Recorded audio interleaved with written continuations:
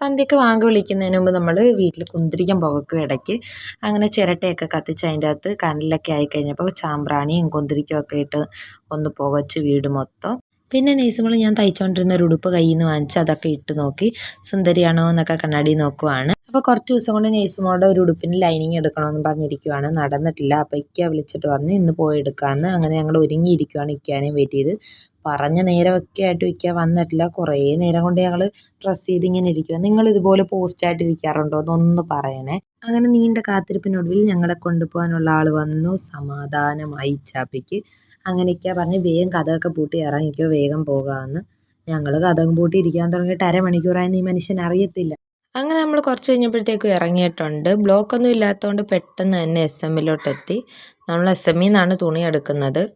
ചെന്നപ്പോൾ തന്നെ മുകളിലാണ് ഇതിൻ്റെ സെക്ഷൻ എന്ന് പറഞ്ഞു. അങ്ങനെ മുകളിൽ കയറി ഞാൻ ശരിക്കും വന്നത് ലൈനിങ് തുണി എടുക്കാനാണ്. എന്നിട്ട് ടോപ്പിൻ്റെ തുണിയാണ് ഞാൻ നോക്കാൻ കയറിയത്. അങ്ങനെ അവിടെ നിന്ന് 2.5 മീറ്റർ ചുരിദാറിൻ്റെ തുണി എടുത്ത് പിന്നെ വൈറ്റ് ലൈനിങ് തുണി എടുത്തിട്ടുണ്ടായിരുന്നു. നമ്മൾ ചെല്ലുമ്പോൾ കട അടയ്ക്കാറായിട്ടുണ്ട്. എല്ലാവരും ഒതുക്കിക്കൊണ്ടിരിക്കുമായിരുന്നു. തൂക്കലൊക്കെ ആയിട്ട് ഭയങ്കര ധൃതിയായിരുന്നു. അങ്ങനെ നമ്മൾ ഇറങ്ങി.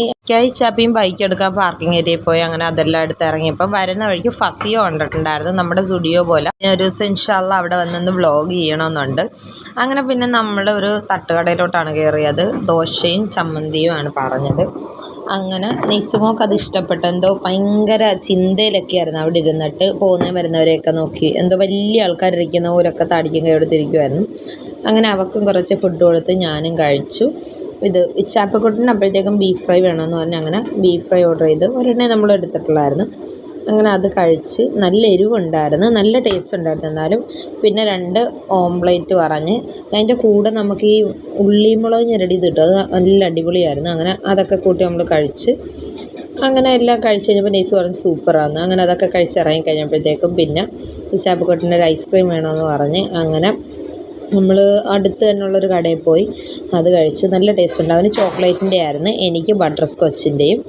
ഈ ചാപ്പിക്കുട്ടൻ കണ്ടിട്ട് എനിക്ക് തരാൻ നേരം പറഞ്ഞു ഉമ്മി കടിക്കരുത്, വെറുതെ നക്കി നോക്കാം. ഞാനത് കേൾക്കാതെ കഴിച്ച് കുറച്ച് കടിച്ചു പോയി. പിന്നെ അവൻ പറഞ്ഞു എന്നാൽ ഉമ്മീൻ്റെ എനിക്ക് കടിക്കണമെന്ന്. അങ്ങനെ അതെല്ലാം കൊടുത്ത്. നൈസുമൊക്കെ തണുപ്പ് കൊടുക്കത്തില്ല, പെട്ടെന്നാണ് പനി വരുന്നത്. അങ്ങനെ അവൾക്കൊരു കോലുമിഠായി വാങ്ങിച്ചു കൊടുത്ത് അവിടെ നിർത്തി. നമ്മളെപ്പോഴും ഇങ്ങനെയൊന്നും കഴിക്കത്തില്ല, വല്ലപ്പോഴും ഉള്ളൊരിതാണ്. ചാപ്പിക്കുട്ടനാണെങ്കിൽ ഐസ്ക്രീം കഴിച്ച് കഴിഞ്ഞാൽ പറയാം എൻ്റെ വയറൊക്കെ നിറഞ്ഞ് പൊട്ടാറായി, ഇന്നത്തെ ദിവസം സെറ്റായിരുന്നെന്ന്. അത് കേട്ടപ്പോൾ നമുക്കൊരു സന്തോഷം. അപ്പോൾ ഇത്രയേ ഉള്ളൂ ഇന്നത്തെ വീഡിയോ. ടാറ്റാ.